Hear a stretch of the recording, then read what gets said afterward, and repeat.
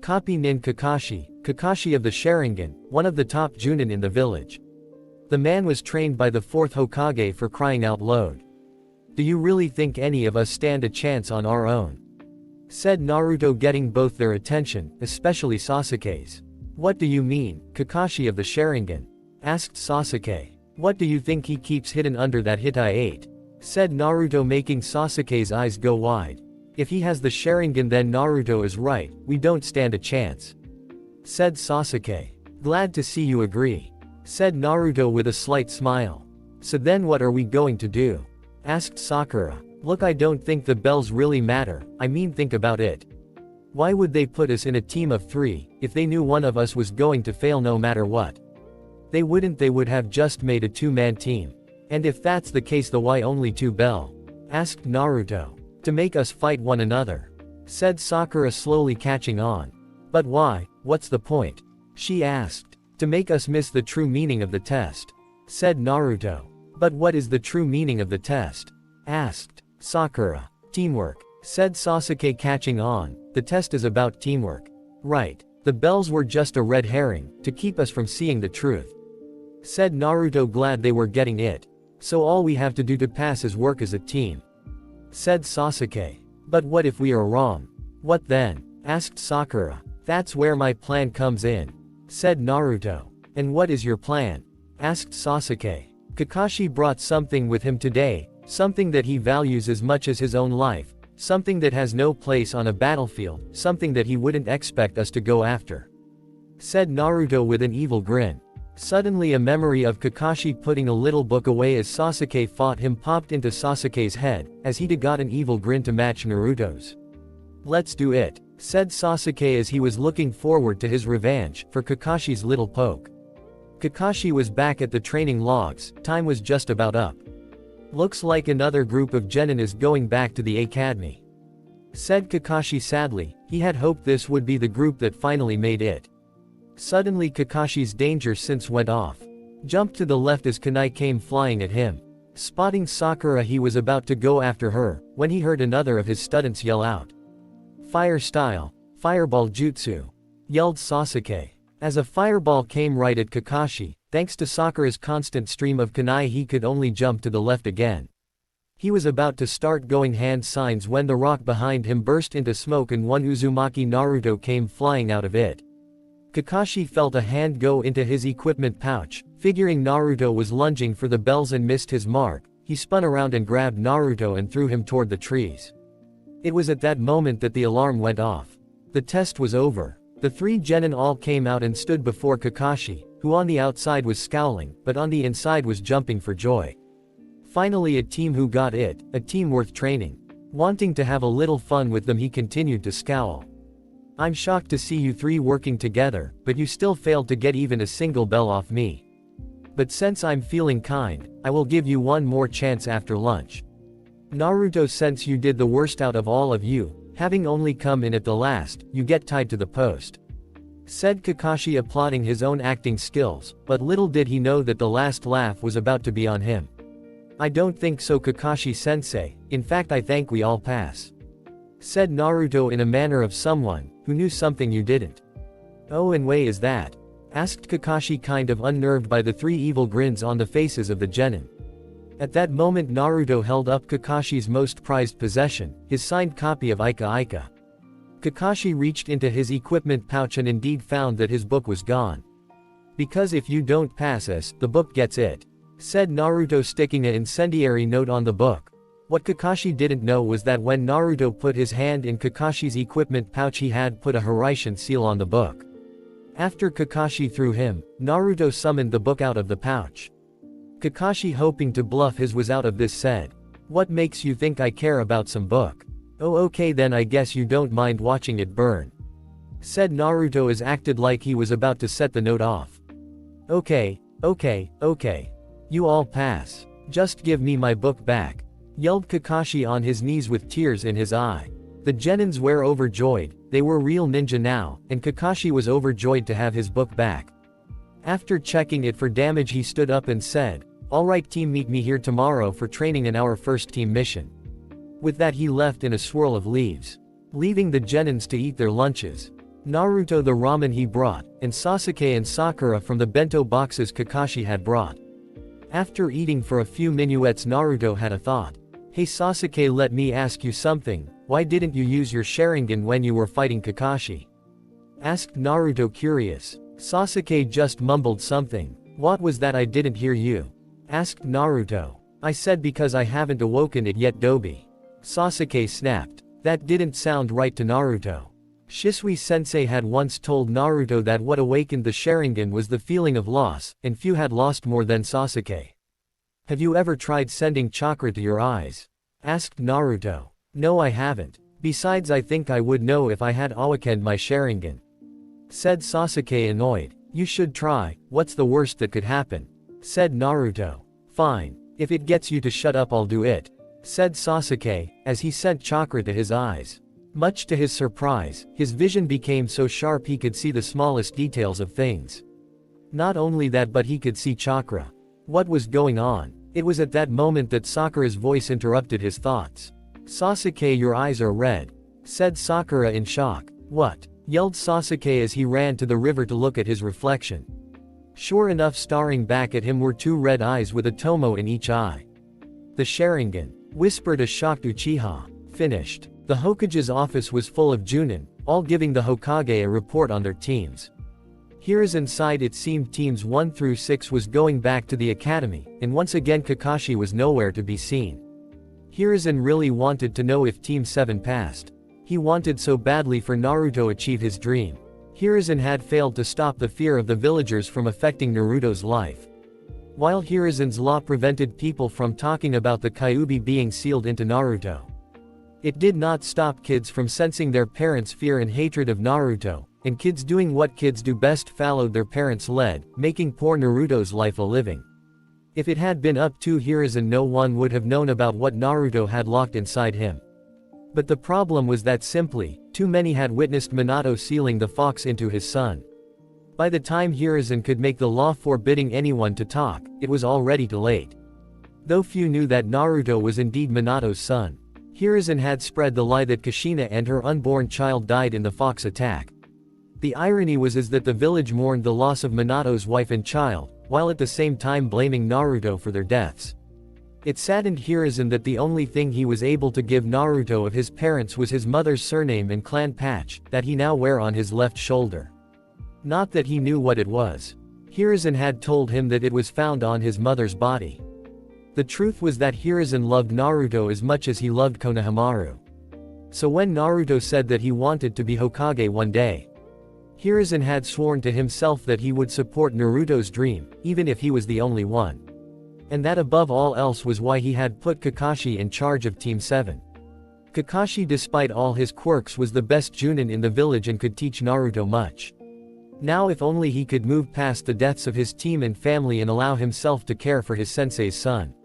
For you see, after the death of Minato, who was a father figure to Kakashi, Kakashi had come to believe he was a curse on all those he cared for. As he put it, why else would they keep dying all around him? It was at that moment Kakashi walked in, spouting a lame excuse for late. Hiruzen's son Asuma was about to give his report, so Hiruzen focused back to the task at hand. Go ahead Asuma, finish what you were saying. Said Hiruzen. Team 10, consisting of Ino Yamanaka, Shikamaru Nara, and Choji Akamichi pass. Said Asuma as he lit another cigarette. And what is your assessment of them? Said Hiruzen, curious as to the new generation of the Ino Shikacho trio. Well, as you would expect from the kids of the previous Ino Shikacho trio, they complement each other well as a team. However, they are not without problems. Ino is bossy, and tries to order the other two around, though if you look closely you can tell that she cares a great deal for them. Shikamaru is lazy, he would rather spend his time watching clouds than training. On the upside, I've begun to suspect he has inherited his father's intelligence. Choji lacks self-confidence, but is very kind-hearted. I also think he has a lot of hidden potential just waiting to be tapped into. Finished Asuma. Alright, keep me informed on their progress. Said Hiruzen to his son. Will do, sir. Replied Asuma. Alright, who's next? Asked Hiruzen. His son's girlfriend Kurenai Yuhi stepped up. Kurenai Yuhi reporting that Team 8 consisting of Kiba Inuzuka, his Ninken Akamaru, Hinata Hyuga, and Shino Aburame pass. said Kurenai. And your assessment of your team, Kurenai? Asked Hiruzen. My team's talents go well together as a tracking team and they get along well enough. Though there are a few problems that need to be worked on, said Kurenai. How so? Asked Hiruzen. Well, for instance, Kiba has an alpha male personality. He sees himself as the leader of the team. The problem with this is he sees his teammate Shino as a rival for the position of top dog, so to speak. Shino, on the other hand, is very silent, will only really speak when spoken to. But given what clans they're from, it's to be expected. In truth, the only real surprise was Hinata, said Kurenai. Hiruzen raised his eyebrows in a sign for her to explain. Well, I've known Hinata for some time now, and she has always been shy, very timid and lacked confidence in herself. She would always avoid confrontations or eye contact, said Kurenai, like she was trying to solve a mystery. And now? Asked Hiruzen. Now it's like she is way more confident. She looks you in the eye when she talks to you. She doesn't stutter nearly as much, and today she even, said Kurenai, trailing off. She what? Asked the Hokage. Well, like I said, Hinata used to always avoid confrontation. But during the test today her jacket got ripped up, where she was forced to remove it. After they had finished the test, Hinata caught Kiba staring at her chest. Now, in the past this would have embarrassed her to the point of passing out. But today it just made her upset. In fact, it made her so upset that she gave Kiba a chakra-enhanced slap to the face that sent Kiba flying. Finished Kurenai. The Hokage and the other Junin in the room were shocked, to say the least. Okay Kurenai, I want you to keep an eye on it. Let me know if you notice anything else out of the ordinary, ordered Hiruzen. Yes sir, said Kurenai. Alright Kakashi, it seems you're next in line, said Hiruzen, more than a little anxious to hear how Naruto had done. Team 7, consisting of Sasuke Uchiha, Sakura Haruno, and Naruto Uzumaki, pass, said Kakashi in his normal lazy voice, shocking all the Junin. It was a well-known fact that Kakashi never passed a single team. Go on, said Hiruzen, silently happy for Naruto. Well, after a rough start they pulled together and worked as a team to take me on, said Kakashi. Was it the Uchiha that figured it out? Asked Asuma, fully expecting the Rookie of the Year to be the one who lead the other two to victory, and he wasn't the only one. Most of the Junin in the room thought the same. So imagine their surprise at the next words out of Kakashi's mouth. Actually, it was Naruto, stated Kakashi, quite enjoying the looks he was getting. The silence in the room was deafening. Asuma's cigarette even fell out of his mouth. Explain, said Hiruzen. Naruto was the only one who noticed that something wasn't right about the test. And he correctly deduced that the only way to pass was to work as a team. Instead of fighting me for a bell, he spent most of his time trying to convince the other two to work with him. If it wasn't for him they would have failed miserably, said Kakashi. What's more, Naruto was the only one smart enough to disregard my advice not to eat breakfast.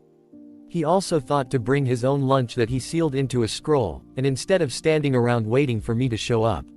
Once he figured out that I was going to be late, offered to let the other to sleep while he kept watch for me. All in all, I'm forced to conclude that the academy record was way off about his intelligence and skill. Finished Kakashi. So you believe he is hiding something? Said Hiruzen, not really asking. Yes, said Kakashi simply. Sighing once again, Hiruzen, figuring it was better to err on the side of caution, grabbed his crystal ball. Let's see if we can't see for ourselves what it is, said Hiruzen, as all the Junin gathered around the crystal. What they saw shocked them, and it also brought a smile to Hiruzen's weathered face. If you looked into the ball you would see Naruto pushing Hinata on a tree swing, smiling like all was right with the world, while Hinata laughed, enjoying spending time with him. It would seem you were right, Kakashi. Naruto was hiding something, said Hiruzen, amused, as he put his crystal away. And I believe that would explain Hinata acting so differently as well, Kurenai. Finished the third Hokage. Kurenai just nodded her head, too stunned to speak. She had known of Hinata's crush on the blonde Jinchuriki, but she had not known the two were so close. When had this happened? Well, if that is all, you're dismissed, said Hiruzen to the Junin in the room. As they left, Hiruzen couldn't help but think that Naruto really was full of surprises. Little did he know that the biggest surprise was yet to come.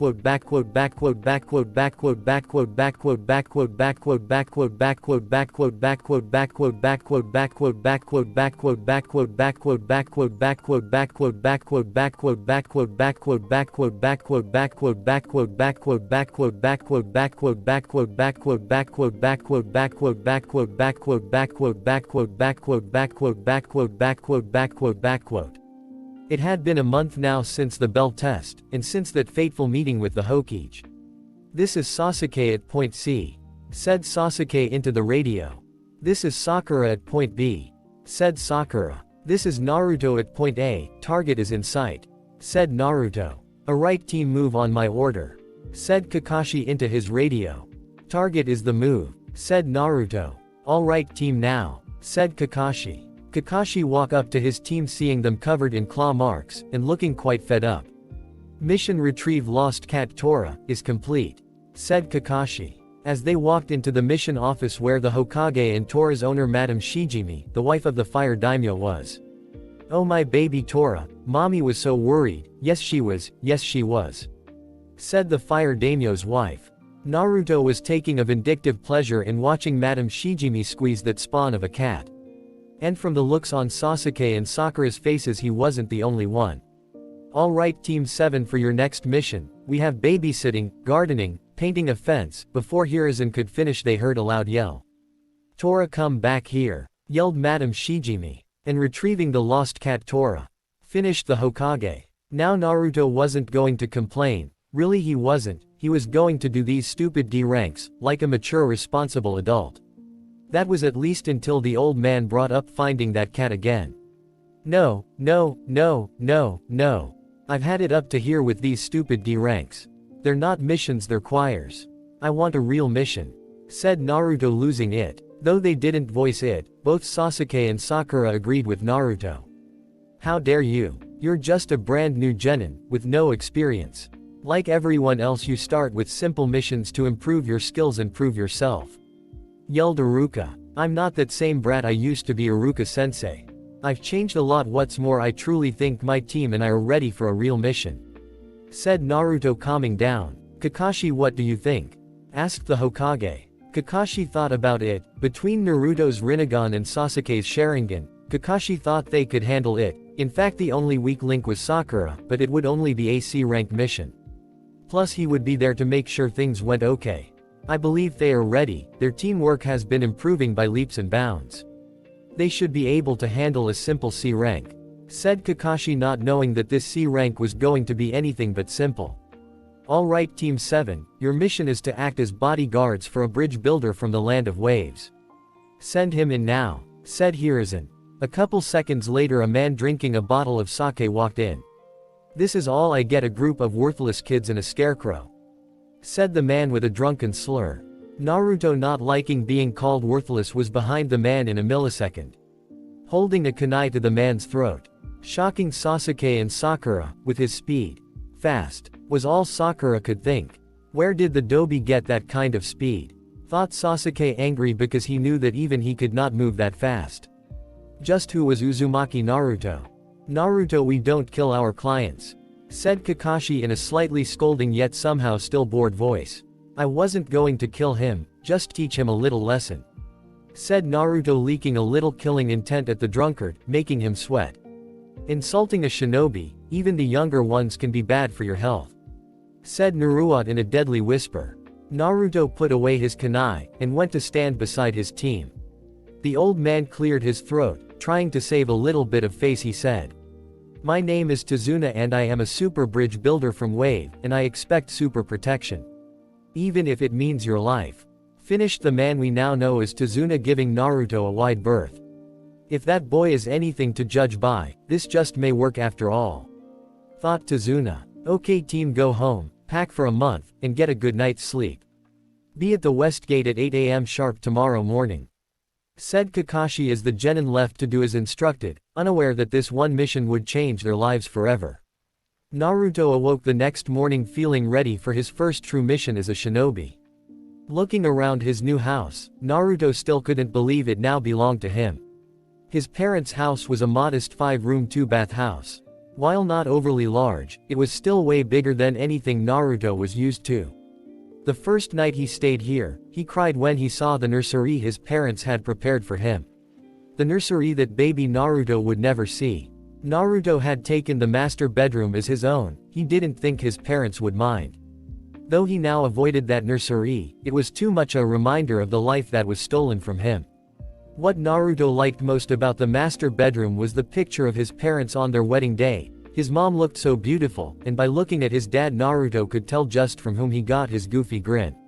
There were lots of pictures in the house, but Naruto would always cherish this one and one other the most. The other picture was when his mom must have been about 8 months along, beaming as the picture was taken. After showering and dressing, Naruto grabbed a scroll that he sealed the things he would need for the mission and put it in his jacket. Strapping Zanpakuto to his back, Naruto grabbed a quick bite to eat then headed to meet his team at the gate. Arriving at the gate, Naruto was in for a slight shock. Kakashi was on time. Guess his dad had been right, Kakashi did only show up on time to missions. After a few more minutes everyone was there. "All right team, everyone packed and ready?" asked Kakashi. "Yes sensei," echoed the three genin. Kakashi, noticing something, asked, "Naruto, where is your pack?" Naruto pulled his sealing scroll out of his jacket and showed it to his sensei. "Ah okay," said Kakashi as they started walking. Naruto put the scroll back into his jacket. Sakura, seeing this, was curious, so she asked, "What's that scroll got to do with your pack, Naruto?" "That scroll is my pack, Sakura. Backpacks are bulky and restrict movement. So to solve that problem I seal everything I need into a scroll," said Naruto. "You seal it?" asked Sakura, surprised that Naruto could do something so advanced. While she knew that Naruto had changed, it still threw her off sometimes to see just how much he had changed. "Why so surprised, Sakura? Sealing was the Uzumaki clan's specialty," said Naruto, shocking Sakura and Sasuke, though the latter refused to show it. Still, Sasuke was now paying attention. "I didn't know there is an Uzumaki clan," said Sakura, causing Naruto to develop a tick mark. "That's what really ticks me off. Every Konoha shinobi wears my clan's symbol and 90% of them don't even know it. And to correct you, Sakura, there used to be an Uzumaki clan," said Naruto, starting out angry but growing sad at the end of his sentence. Now he really had Sasuke's attention. "What do you mean, Naruto?" asked Sakura, referring to both parts. "Well, on the first part, the Uzumaki were cousins of the Senju, and close allies. As a sign of friendship between the Uzumaki and the Senju in their respective villages, the Senju put the Uzumaki swirl in the symbol of the leaf," said Naruto, pointing at the leaf symbol on his Hitai-8. "They also put it on the shoulders of the leaf uniform, and back of our flak jackets," said Kakashi, joining in on the conversion. "In fact, the first Hokage married my aunt twice, removed Mito Uzumaki, making me loosely related to Lady Tsunade of the Sannin," said Naruto. Sakura was shocked beyond words. She, like every kunoichi, knew who Lady Tsunade was. To hear that Naruto was related to her, albeit distantly, was stunning. Sasuke, on the other hand, was not happy to hear all this. He was forced once again to admit that he knew next to nothing about his rival. Not only had Naruto been showing skills, and boy did Sasuke hate to admit this, even to just himself, far superior to his own. But to find out that not only did Naruto belong to a clan, but that he had apparently lost his clan, made Sasuke realize that he and Naruto had more in common than just being lonely. Naruto, unaware of his teammates' thoughts, continued speaking. "And as for the second, all I really know is that Iwa and Kumo teamed up and attacked my clan's village and laid waste to it, all but wiping out my clan. My mother was in Konoha at the time, which is why she survived, well, long enough to have me anyways," said Naruto in a sad voice. He didn't really like talking about this, but he was trying to give his teammate a chance, so he was being honest with them. "Why would they do that, Naruto?" asked Sakura. "My clan's Fuinjutsu became feared in the First and Second War, so when it became apparent that a third war was inevitable, they took my clan and its village out of the equation," said Naruto. Sakura bowed her head, thinking about how sad Naruto's mother must have been to lose not only her clan but her entire village as well. Sasuke was wondering just how strong the Uzumaki clan must have been if it took 2 of the great 5 shinobi villages to destroy them, when it only took his brother to destroy his. Is it because Naruto's clan was so strong, or was brother really that powerful? Why did it take only one man to kill my whole clan? Thought Sasuke. After that the group fell into silence, each lost in their own thoughts. A few hours later Naruto was passing the time by singing a song under his breath, when he noticed something strange. Oh, she's following me, oh, she's out of her tree, oh, she's off of her rocker, I want to marry my stalker.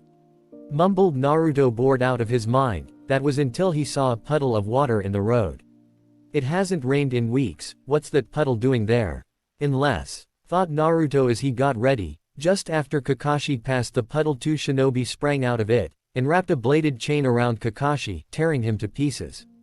Naruto didn't have time to worry about whether or not his sensei was dead, for the two shinobi were already on the move, heading right toward him.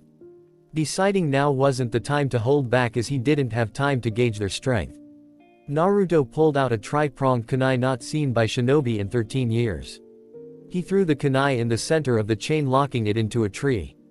Sasuke, who was about to do the same thing, watched as Naruto beat him to the punch, throwing some kind of strange kunai into the chain. What he saw next really shocked not only him but everyone watching, which unbeknownst to them also included Kakashi, who was up in a tree. Naruto, using the Hiraishin, appeared on the assassin's outstretched arms with Zanpakuto already drawn. Using the sword's main ability to cut the soul without damaging the flesh, Naruto swung the sword through the arms that he was standing on, causing them to fall limply to the side of the two shinobi. The two shinobi screamed in pain as their arms fell useless. Kakashi, figuring that he had learned all he was going to, appeared behind the two would-be assassins, knocking them out. Kakashi-sensei, you're okay, said Sakura, relieved. Naruto and Sasuke just breathed a small sigh of relief at seeing their sensei alive. Looking over at where Kakashi had died, Naruto saw a chopped-up log. Substitution, should have known, thought Naruto. Sorry if I worried you, Sakura. I needed to try to find out who their target was, plus I wanted to see how you three would handle the situation. I must say I'm proud of the three of you. Sakura, you, despite your fear, jumped in front of our client, ready to give your life for the mission, like a true kunoichi, said Kakashi, eyes smiling at Sakura, making her blush at his praise. Naruto, Sasuke, I am also proud of the two of you. Naruto, you reacted quick and decisively, disabling but not killing the assassins, so they could be interrogated later. And Sasuke, you two were ready to go on the offensive, should Naruto have failed. All in all, good job everyone, finished Kakashi, before turning to look at Tazuna. Mind telling me why you have shinobi after you, Mr. Tazuna? Asked Kakashi. Just what are you trying to say? Said Tazuna, trying to play dumb. If I had been their target, they would have left when they thought I was dead. None of my genin have ever left the village, so these two would have no reason to go after them. That only leaves you. So again I ask you, why are they after you? Said Kakashi with a hard edge to his voice. And so Tazuna, figuring that he was caught, told them all about how Wave's shipping lanes had been taken over by a tyrant named Gato, who was sucking the life out of the country. And how Tazuna's bridge was his country's only hope of overthrowing Gato, making Tazuna a marked man. So you see, my country has become poor, we simply didn't have the money for a higher ranked mission, said Tazuna desperately. All the same, you lied about the scope of this mission, thereby voiding the contract we have with you. This mission is now a B rank or higher. If we had known that from the start, we would have staffed this mission differently, with more experienced shinobi. By all rights we should turn around and head back to the village, said Kakashi. This mission is beyond us, Mr. Tazuna. Or just genin, we don't have the experience for this kind of mission, said Sakura, though she didn't like the thought of leaving a man to die. You're right, you should head back. I'll just go on without you. If I die, I die, it's not your fault. Of course my grandson will cry. And my widowed daughter will be sad, probably cursing the Leaf Shinobi as cowards, for abandoning her father to die. But it's not your problem, said Tazuna, trying to play on their sympathy, and guilt them into continuing the mission. At that point Naruto, who had been listening, spoke. Even though he knew what Tazuna was trying to do, he still would not abandon the mission. I'm not going to leave him to die, sensei, said Naruto, shocking everyone once again, something that was becoming more and more common. Naruto, I understand how you feel, but Sakura tried to speak only. To be interrupted by Naruto. No Sakura, you don't understand. I all but begged old man Hokage for this mission. If I were to abandon it now, the shame would be so great I would have to commit seppuku, just to be rid of it. Said Naruto, making Kakashi think briefly of his own father. Look, you three can leave if you want. But I'm going to stay and see this mission through. Even if it costs me my life. Finished Naruto. With Naruto, we wanted to prove ourselves as shinobi. How are we supposed to do that if we run away just because the mission got harder? Plus I won't let an innocent man die just to save my own life. Said Sasuke, for once in complete agreement with his rival. Hearing Sasuke agree with Naruto, combined with her own dislike of leaving Tazuna to die, was enough for Sakura to change her mind. Well, I can't let the two of you go off on your own. Without me, who knows what kind of trouble you would get into. Said Sakura, trying to lighten the mood, causing Naruto to smile and Sasuke to smirk. Kakashi truly was proud of his students. If they wanted to continue with the mission despite knowing the danger, who was he to stop them? Well, it seems we are all in agreement, said Kakashi, eye smiling at his students. Looking at Tazuna, he spoke. All right Tazuna, we will see this mission through. But you will have to pay the full price of an A-rank mission as soon as you are able. Said Kakashi. Tazuna, who was touched by what the genin had said, bowed his head. You have my word, as soon as we get the money you will have it. Said Tazuna, slightly choked up. All right, let's tie those two up, and be on our way. Said Kakashi, and they did just that. As soon as the demon brothers were tied up, the group made tracks. Later that evening, as the group made camp for the night, they were all sitting around the fire eating, when Sasuke had a thought. Hey Naruto, can I ask you something? Asked Sasuke, catching himself before he called Naruto Dobi. Naruto, catching the slip, but deciding to let it slide, said, sure. What is it? When you used your sword on those shinobi, your sword passed right through their arms without cutting them. And afterwards their arms just seemed to stop working. Why is that? Asked Sasuke, catching everyone else's attention, as they wanted to know. My sword's name is Zanpakuto, it means soul cutter, and that's exactly what it does, cuts the soul leaving the flesh unharmed. According to my clan's legends, it used to belong to the Shinigami, and that when you kill someone with it, their soul is sent to the Shinigami. Now it can cut flesh if I will it to, and it can do a few other things. But those are clan secrets. I am actually showing you guys a lot of trust just telling you this much. Said Naruto, mixing lies and half-truths. Sasuke, who was from a clan, understood clan secrets and let it drop, and asked something else that had been bothering him. What about when they fist attacked? My Sharingan didn't even see you move, yet you went from where you were standing to standing on the arms of the attackers in the blink of an eye. Even if you were moving super fast, my Sharingan should have still seen you move. Said Sasuke, looking intently at Naruto. Naruto cursed his own stupidity. He had forgotten about Sasuke's Sharingan.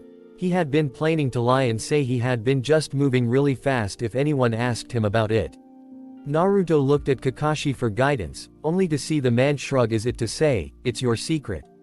Coming to a decision, Naruto spoke. Alright, what I'm about to tell you is an S-class secret.